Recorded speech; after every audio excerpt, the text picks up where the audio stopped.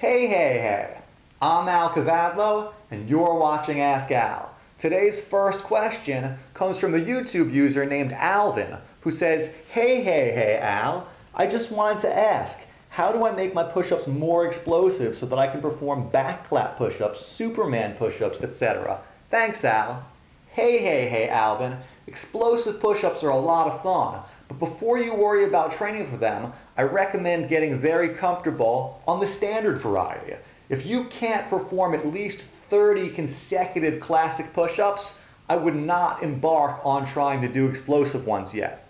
However, if you've met that prerequisite, the way to perform an explosive push-up is to just push the ground away as hard and fast as you possibly can. Try to get your hands up just for a split second in the beginning, and as you get more comfortable with that explosive technique, you can work towards clapping your hands, eventually clapping them behind the back, and ultimately, like you said, going for that full Superman push-up. Next question comes from an Instagram follower named MikeV24, who says, Hey Al, what's your opinion on training the full back bridge and the handstand every day? Is it safe? And does it yield good results if those muscles aren't rested?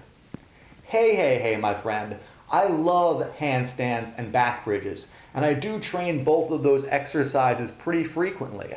However, if you are feeling sore and you feel like you need a rest day, I urge you to take a rest day. You've got to respect your body and listen when it's telling you to back off. Now, because the handstand and back bridge are both fairly high skill moves that don't necessarily involve a tremendous amount of strength, you potentially can train them more frequently than, say, something like a one-arm push-up or a muscle-up, which is going to tax your strength a little bit more. But you've got to find that balance between the intensity of your workout and the frequency of your workout. So if you are training those moves every day, I would keep the volume fairly low. And like I said, when your body's telling you to rest, you better listen up. Last question for the day comes from a YouTube user who's pretending to be Chuck Norris. He writes, Hey, Al, this is a different question, maybe in the wrong forum. What is your take on yoga in a heated room? I like listening to your videos. Hey, my friend. Thanks for the kind words. This is a great question, and you have not asked it in the wrong place.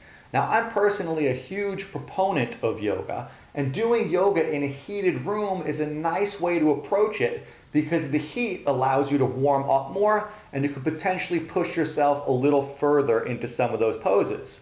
Now, the flip side of that is because you're in a hot room, you might fatigue a little bit faster. So it definitely is something that you need to get yourself conditioned to. Anytime you try something new, it's potentially going to be a little bit of a shock to your system. Definitely give it a shot, but also, as I keep saying, respect your body and deal with what's actually happening in the moment instead of a preconceived notion of what you thought was going to happen. Well, that's all the time I've got for this episode of Ask Al. Keep leaving me questions and comments below for next time, and don't forget to subscribe. Till then, I'm Al Kavadlo, and we're working out.